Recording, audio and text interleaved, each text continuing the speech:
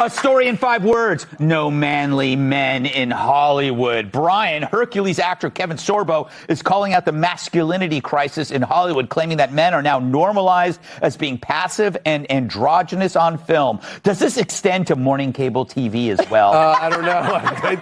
I think there's too much testosterone in the morning. I'm going to work to do my best to try to feminize the morning shows. No, that's what I'm going to do. But I will say this. Mike Rose said this to me. The reason why he was getting the Ford commercials, doing everything, there's nobody else. Nobody else wants to wear be a blue collar worker or be tough.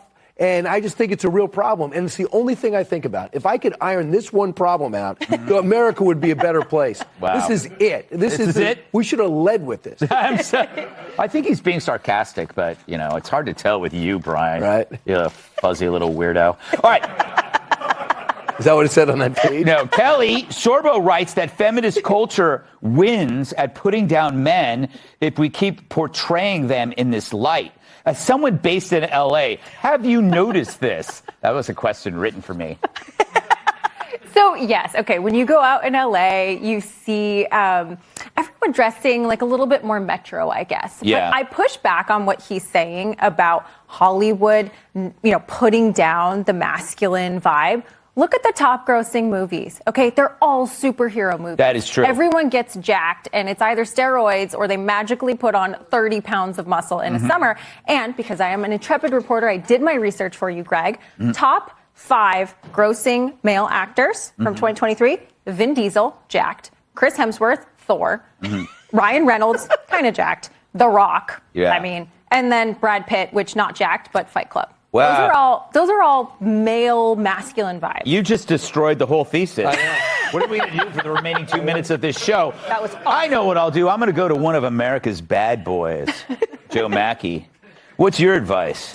Well, making Hollywood more manly like you. Well, I think one of the problems is the producers have to be more manly because the actors are just going to do whatever they need to get acting work because it's a pointless, ridiculous job that any idiot can do.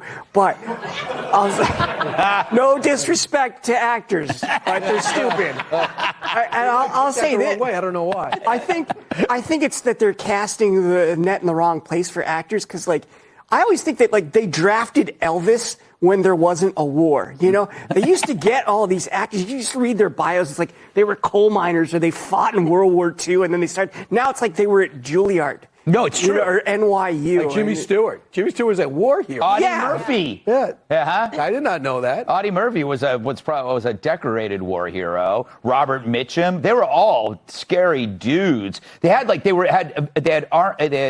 had service in their background, and they had police records. These were some badass dudes. Emily, are these just weak pansy-ass dudes?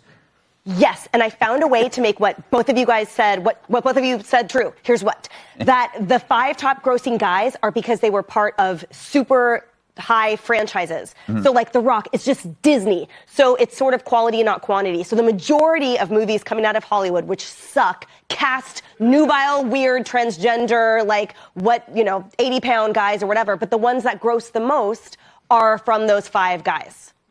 Yeah. So you both win. Everyone's right. I think the